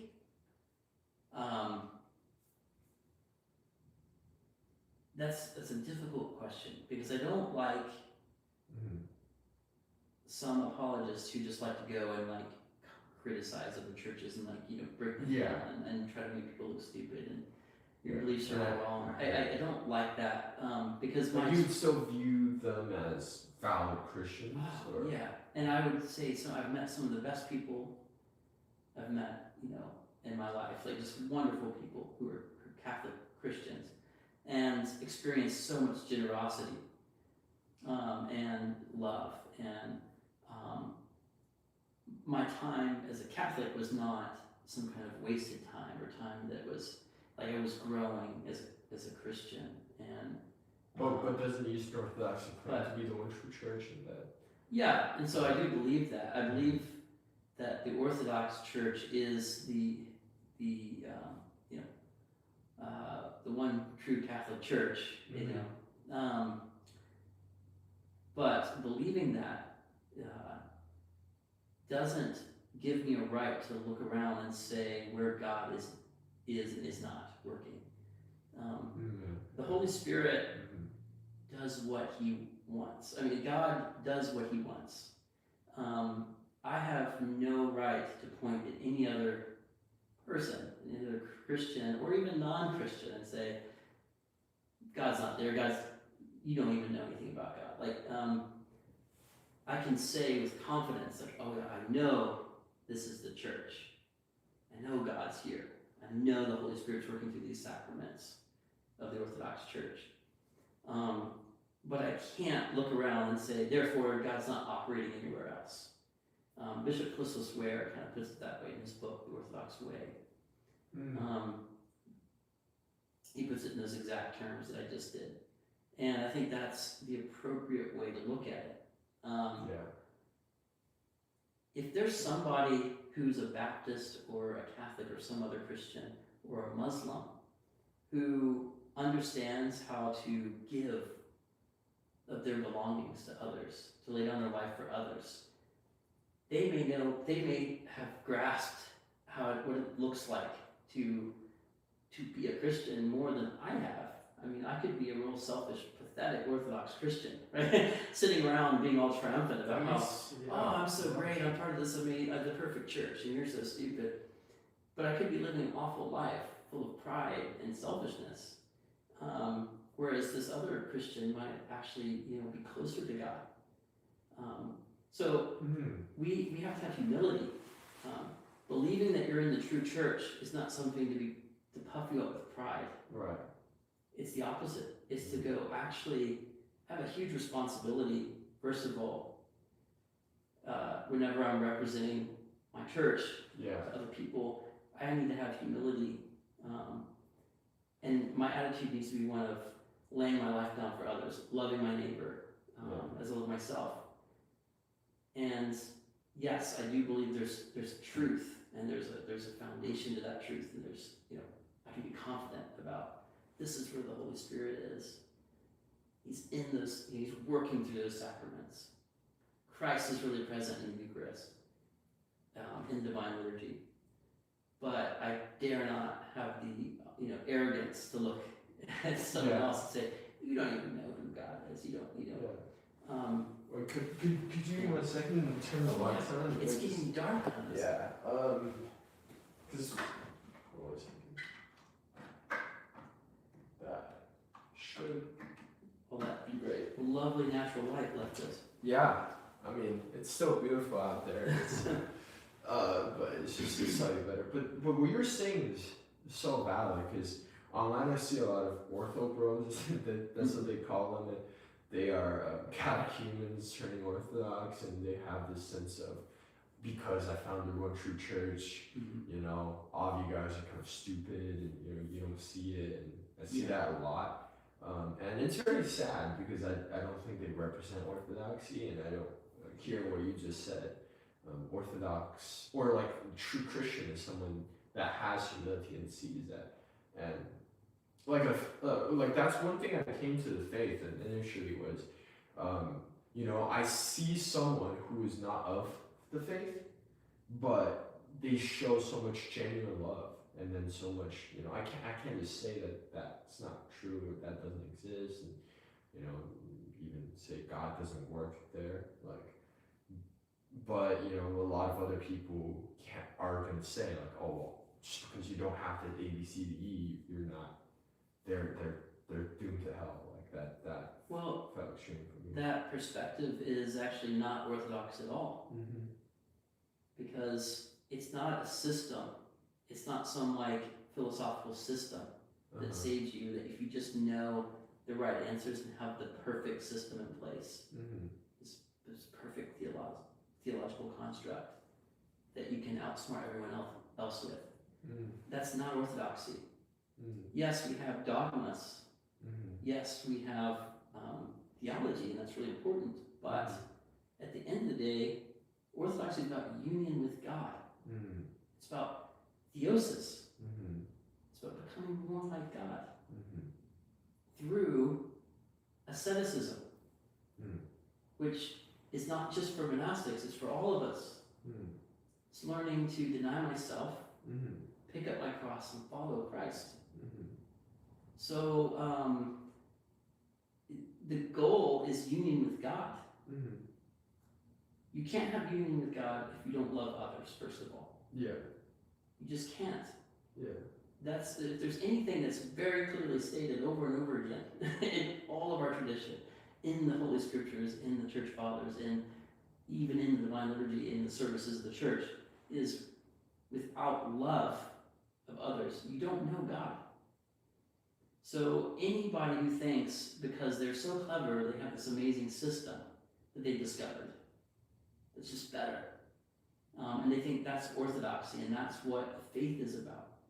They don't really understand orthodoxy,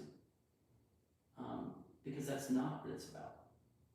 It's about theosis, drawing closer to God, becoming as God is, restoring the image of God. And that only happens through asceticism, through prayer, through giving of ourselves. And of course, yes, through the sacraments of the church and all of that. But that's not to say that there isn't. I'm a philosopher. I just spent the whole first part of our conversation talking about how Christianity, there's a deep intellectual component to it. Theology is incredibly important.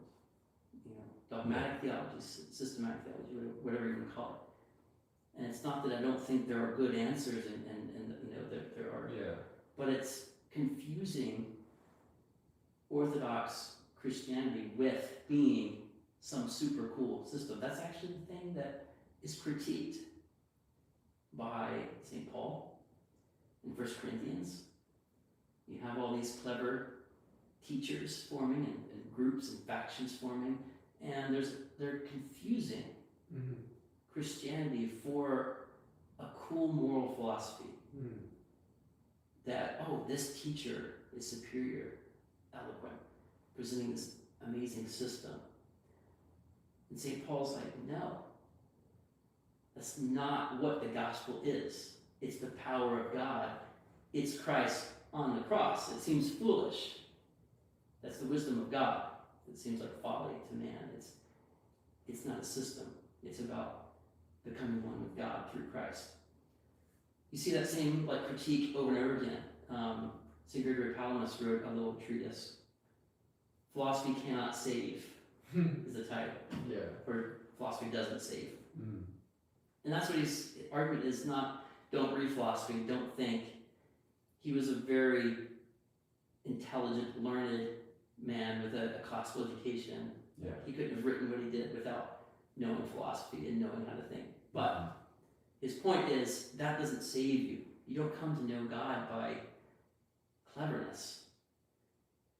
That's not how you know God.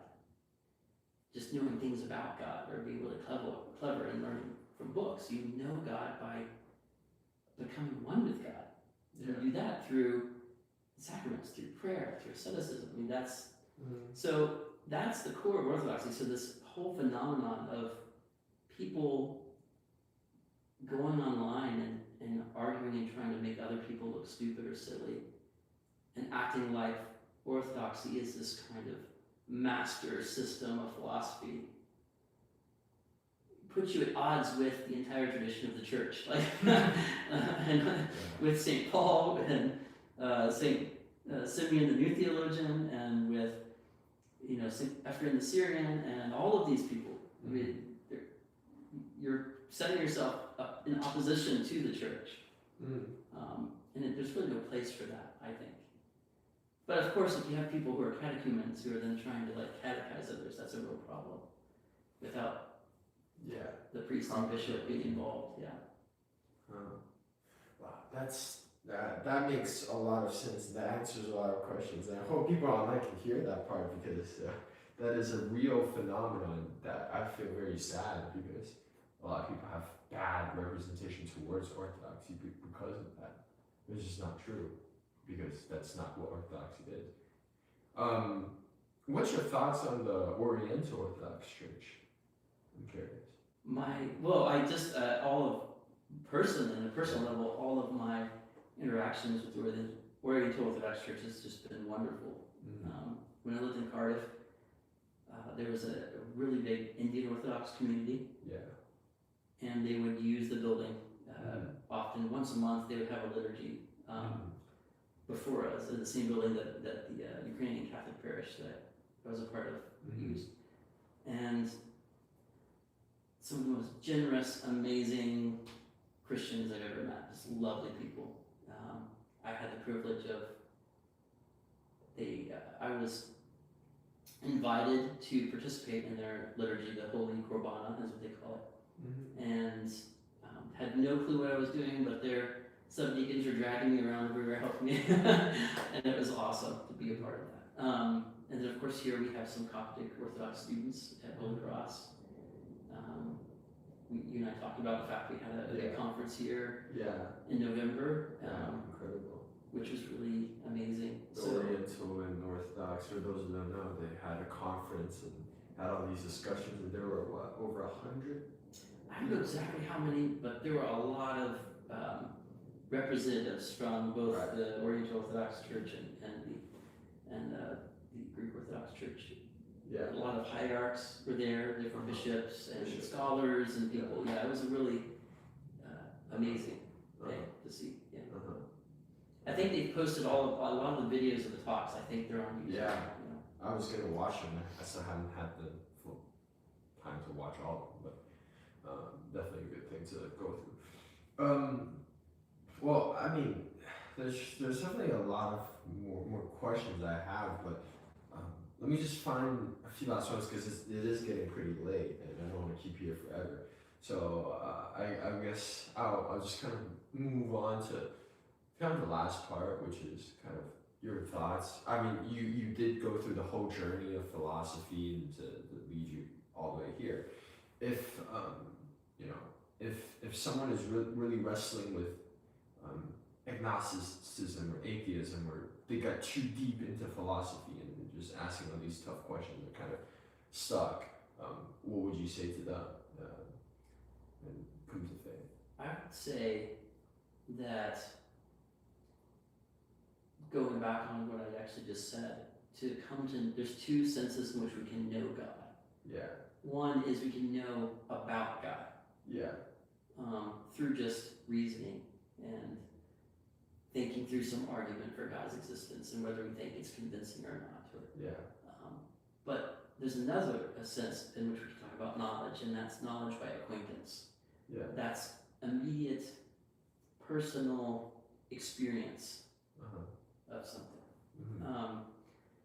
And I think if you're especially stuck in some kind of rut where you are studying all these different arguments and you just don't know, well, what do I believe? This is pretty convincing, that's also pretty convincing, but their conclusions are contradictory, so who do I believe? I think it's important to step back and just pursue knowledge of God by acquaintance. And the only way you can do that is through genuine, first of all, recognizing your need, existentially your need for God. And second, by pursuing God through prayer, through the sacraments, and through asceticism. Mm. Start by just learning to love others. Yeah. Start by saying simple prayer. We pick up a little book. Yeah. We're really lucky. We live in a time which is like hundreds of different prayer books you can find, Right. order online, and just say a prayer. Go to a parish. Even if you're not sure, do I believe in Orthodoxy or do I believe in Catholicism or whatever? Like, it's better to go and pray. Yeah. So go pray. Mm-hmm. Pursue God. Mm-hmm. If we seek God, if we draw near to Him, He will draw near to us. Yeah. You're not going to acquire that kind of knowledge through just sitting around endlessly reading. Yeah. Not to knock that. Yeah. I love reading, I love learning, I love thinking, and it's super important, but it's not everything. Yeah. In fact, I could give all that up if I could be near God. Yeah. And grow close to Him and become like Him and come to know God by acquaintance. I would take that any day over reading a bunch of books about God. Yeah. In the same way that I'm assuming you would prefer to know, like, have an actual friend, someone you cared about that you related to, than just reading about friends. Like, oh, there's a book about friendship. Let me read that. Versus, I have a real friend, a real person I connect with. Yeah. The second question, I mean, these are kind of quick fire, but if someone is an atheist that don't even believe in God, so to say, they believe in, there's no creation, we're just here by complete accident, or we're created by aliens, there's that theory. Like, how would you respond to that? How would you say to them? I would just want to be their friend. Like, That's a good point. my goal is, a Christian is not to go around and, intellectually beat down people. My goal is to love them. And I can love someone even if they don't think like me or don't believe like me. And hopefully through real authentic friendships and relationships, we can have meaningful conversations. And yeah, there might be time then for us to engage in critical thinking and thought and talk about ideas. And like, why do you believe that about, panspermia? I think you brought up about like aliens seeding the earth. Let's talk about that. That's an interesting idea. What evidence do we have for that, or maybe what evidence would be count against that? I mean, we can talk about those things, and you can hold a wild theory, and I can still be your friend. Right. The problem is when we think, you don't think like me, you don't believe all the same things as me. Now we're enemies. So I can't even have anything to do with you.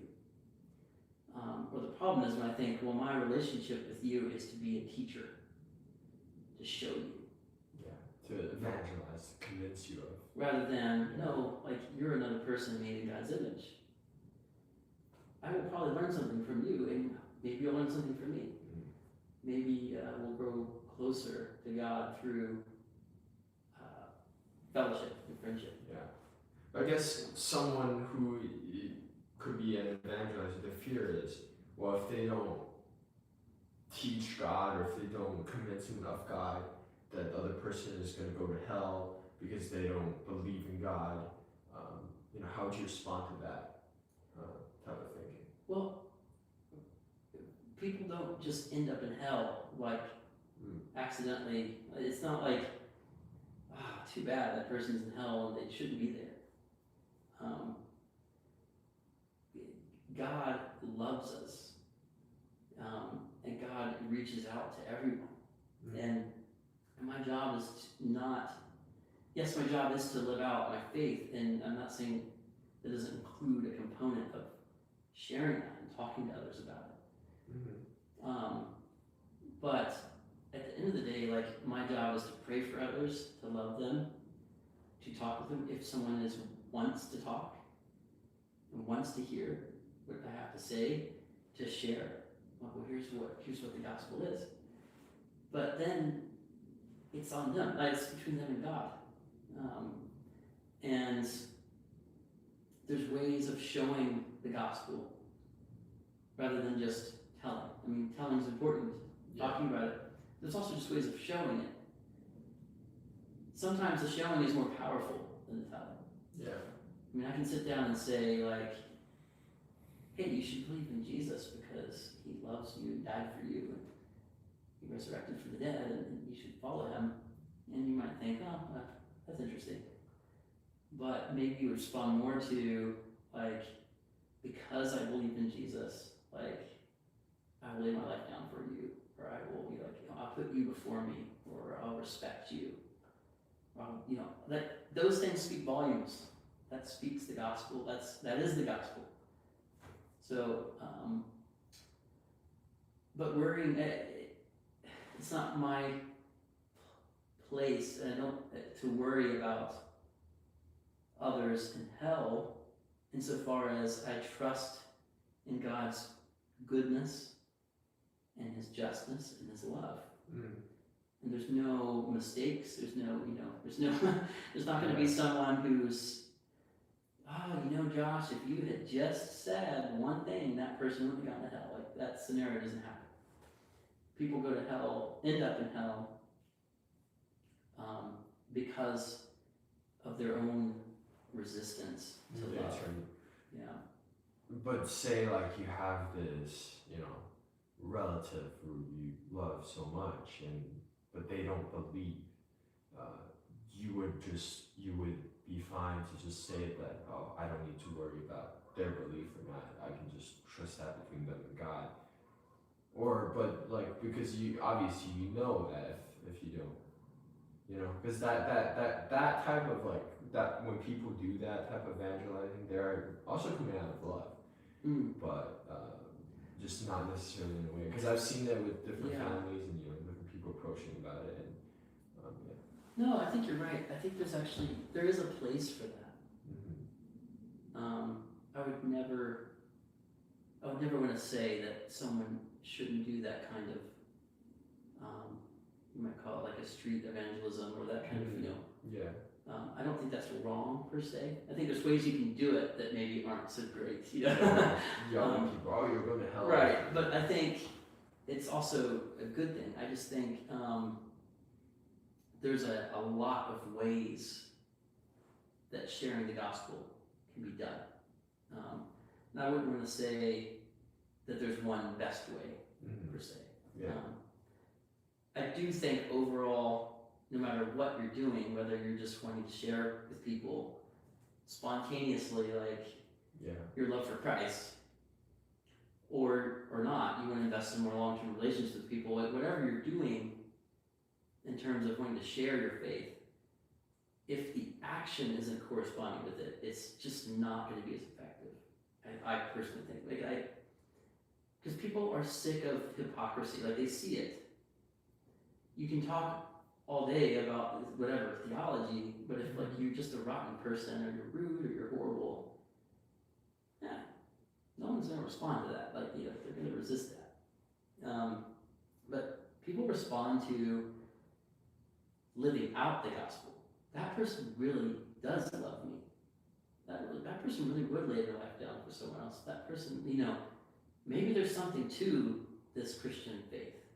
Yeah, that makes much more sense. Yeah, so I would never want to be negative to it. I have a dear friend of mine who's a Catholic philosopher who also loves street evangelism. That's his thing. He likes to do that.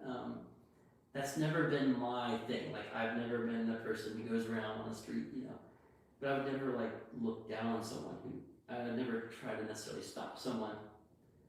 But what if someone's out there blatantly sharing heresy, which? Well, I mean, that's different. I would maybe say that's maybe not a good idea to do that. But I'm just saying, as with anything, there can be negative ways of doing it. Yeah. Like you said, maybe going around, standing on a corner with a big bullhorn screaming at people is not but there are also people who are out there sharing Christ out of love, but their theology is kind of bad. But I believe God can certainly work through them. I mean, I'm just thinking of an example like Cliff Connectley, which I don't know if you know. He's a, Yeah, is it the Australian guy? I don't know if he's Australian. Or I'm thinking of a different guy. But he's evangelical and he's out there on college campuses and debating people. Oh, yeah, okay. I know that guy. Yeah, there's a lot of videos of him. Yeah, I mean, some of the stuff is great. Like when I first came to faith, I watched a lot of his stuff. Yeah. But some of his theology, when it comes like, you know, saying like Eucharist, it's, you know, he's like, it's just like, I don't know if he says, it's like it's another guy, but he said like, I could give a rip if you don't believe the Eucharist is the body of Christ. But that's, you know, it's pretty common stuff. And he had millions of people listening to him, so, you know. Absolutely. Because God can use us despite ourselves. Like, yeah. You know, God can use us even when we do things that are not so great. Yeah, I have the same thing. Like I mentioned William Lane Craig at the beginning of our discussion. Yeah. Hearing him. Yeah. I even went and did my PhD at the same university he did his at. Like, he had a big influence on my life early. Yeah. You know, I can say, oh man, I probably disagree with him on like a ton of stuff philosophically and theologically. Yeah. But God still used that. Yeah, sure. Yeah. I mean, even something that may not be done very well, or even it could be heretical, or it could be God. It doesn't stop God from working and from drawing people. And even like you just said for yourself, like maybe something like that helped you because you needed that at that time in your life. Yeah. That worked. You resonated with it. Yeah. You heard it, but it got you on a journey of going, well, I want to learn more. I want to understand. Yeah. Even stuff that I might look down and say, personally, I don't like that. You know. Yeah. I have to be careful with myself because I should be reminding myself that there was a time where that kind of stuff that now maybe I'm like, I don't like that, you know. Yeah. Really helped me, or would have helped me. Yeah. Or everyone's different. Everyone responds differently. Some people are never going to respond to some guy standing and street preaching. Yeah. They're going to walk by and be like, yeah. Some people do stop and listen, and that actually is profoundly helpful for them. Yeah. That's why I want to be really careful to never be like going around saying that's a stupid thing. You know, don't do that. But we all have our own different callings, our own different gifts. Yeah. Not everyone's going to be cut out for something like that, but some people might be. Yeah. In the Orthodox Church, we have this tradition of the holy fools. And I have to remind myself, these holy fools make people extremely uncomfortable because they do things sometimes really bizarre or just completely counter in extreme to what you think. And the holy fools are meant, that's their role. Like God uses people to be jarring, to wake us up, to do things that aren't the normal, that we don't expect. But that's not necessarily how you should always be behaving. So like if we all decided to live as homeless people in the gutter and do kind of crazy stuff like some of these holy fools did, that's not what we're all called to, but that's what they were called to, and God used that in a powerful way. Definitely. So we all have our different vocations and callings and gifts in the one body of Christ. In the one body of Christ. Yeah. Is the one, I know, two more questions, I guess. But is the one body of Christ the church, or do you think the one body of Christ is all the believers accumulated? Well, that's a tricky question. That's a big question. I don't know if I'm prepared to give the best answer. Yeah. I guess simplistically, I'd say in Orthodoxy, the church is the body of Christ. Yeah. But when we start asking the more tricky question, what about people who visibly don't seem to be a part of the church, the Orthodox Church? Where do they fit in all that? That's where I want to be more careful and be kind of like agnostic. Like, I don't know. I have no idea. How am I supposed to know about the person who lives in this remote country who never even met a Christian before? Yeah, never heard the gospel. But yet they pray to the Creator and they love their neighbor. know that. Yeah, that's can't- up to I between can- them and God. It's the same thing. It goes back to what I said. Like, I can say, this is the body of Christ. I understand that concept. I believe in it. And then say, I don't know how it works Outside. with these people, but I don't put constraints on God. I can't, God's not constrained. Yeah. And God's not just sat there going, But as it's a too bad that believer- guy was born on this island. Because, man, he would have been a great Christian. God's not stopped by that. Yeah. Um, Because I heard other Christians saying, well, they're rightfully condemned to hell because yeah. Romans 1. But, that's the kind of stretch because some of them, if they have. Because for me, I had a big issue stressing with that because I had looked at ancient Chinese history and I've seen guys who are clearly righteous, who are clearly loving, who clearly resisted against evil. But, God wasn't necessarily part of this. Like when I say God, it's like the visible, like their belief in Christianity or belief in God. But God could certainly work through them in that time. I don't know. I don't know how that works. Like I can't just say like, oh, those people are going to hell because of No. but because they clearly did all these righteous things Yeah. and are a great guy. Well, in the Orthodox Church, there's a tradition of first you have Justin Martyr really early on talking about the idea that whatever's true is a Christian. I mean, if there's someone who's living a righteous, virtuous life, if there's someone who is pursuing the good, if there's someone who believes something that's true, then that's something as a Christian we can adopt, or we can recognize.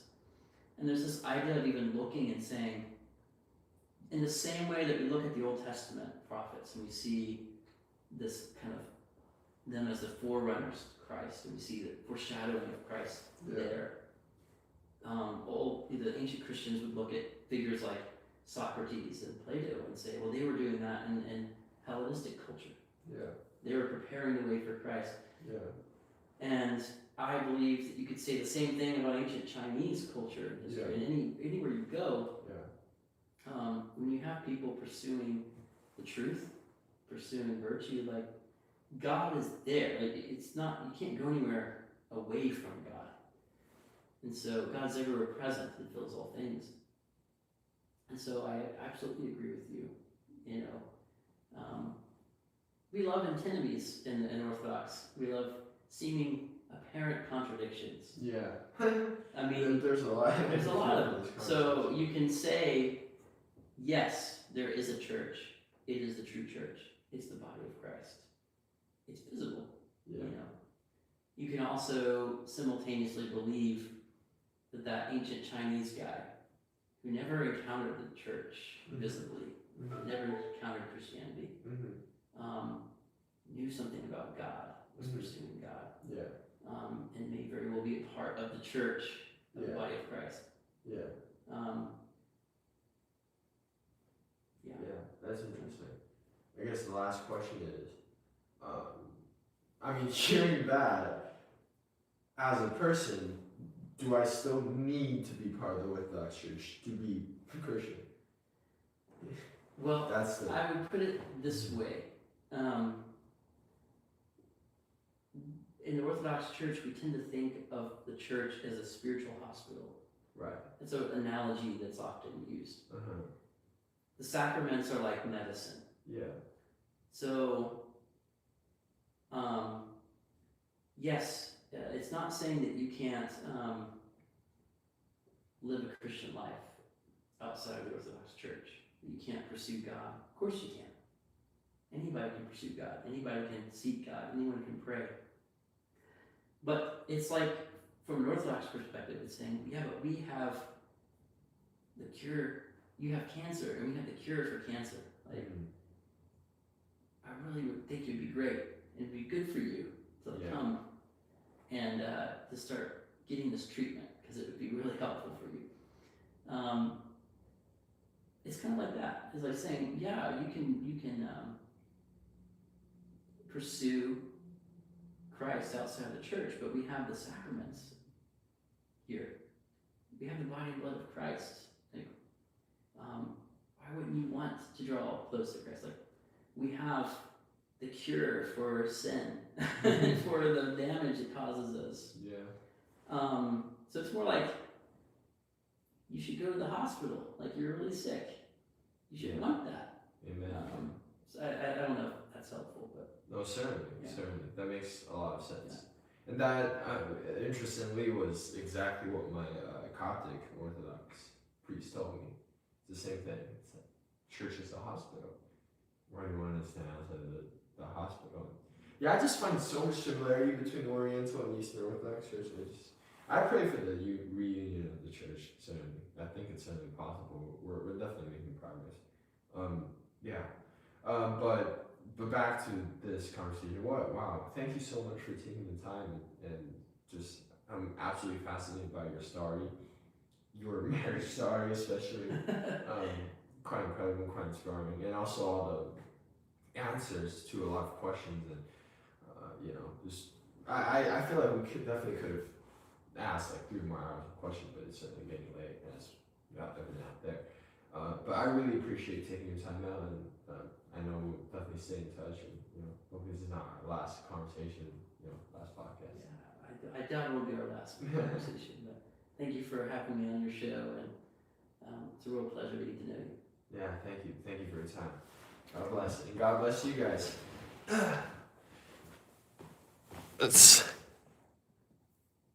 Boom.